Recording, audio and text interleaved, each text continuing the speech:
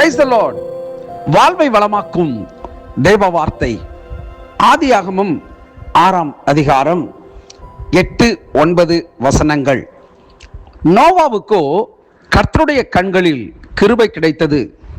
நோவாவின் வம்ச வரலாறு. நோவா தன் காலத்தில் இருந்தவர்களுக்குள்ளே நீதிமானும் உத்தமனுமாயிருந்தான். நோவா தேவனோடே சஞ்சரித்து கொண்டிருந்தான் என்று இந்த வேத வாக்கியம் சொல்கிறது.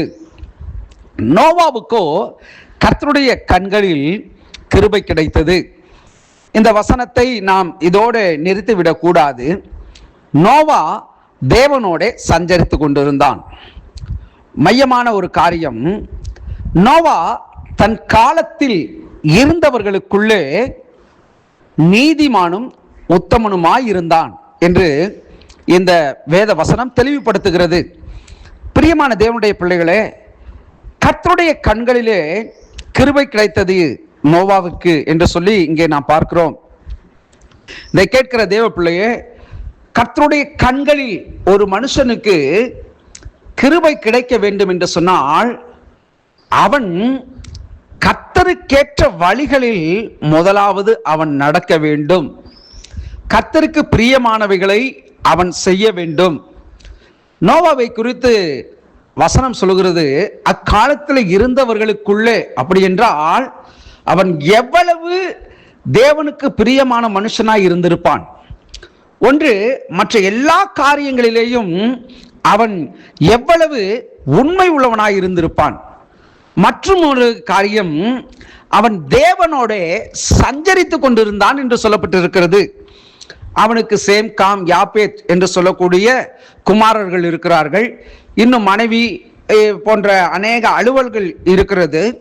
இவைகளின் மத்தியிலேயும் அந்த மனுஷன் தேவனோட சஞ்சரித்து கொண்டிருந்தான். சஞ்சரித்தல் அப்படின்னு சொன்னா பேசிக்கொண்டிருத்தல், அல்லது ஜெபம் செய்து கொண்டிருத்தல், அல்லது தேவனோடு உறவாடி கொண்டிருத்தல். அதுவும் அல்லாமல் இன்னும் ஒரு படி மேல சொல்ல வேண்டும் என்று சொன்னால் அவன் தேவனோடே இருந்தான் என்று நாம் சொல்லலாம்.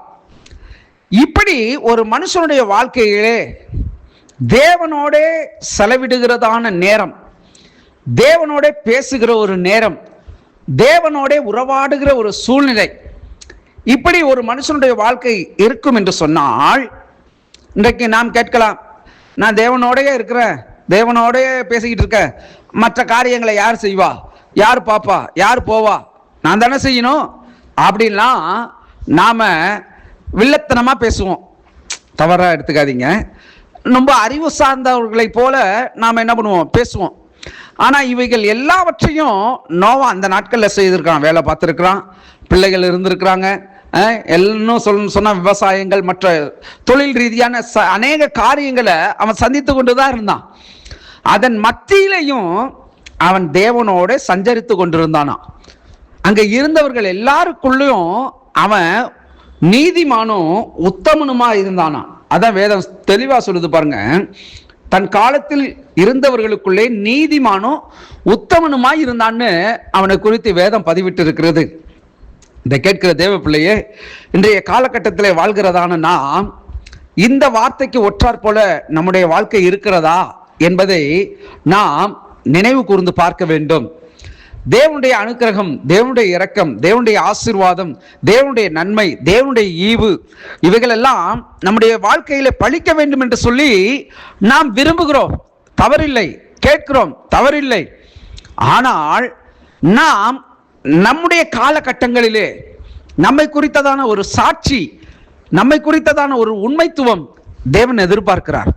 அந்த நாட்களில் இருந்தவர்களுக்குள்ளே நோவா அவன் உத்தமனும் நீதிமானுமா இருந்தான் என்று சொல்லப்பட்டிருக்கிறது. நாம் எப்படி இருக்கிறோம்?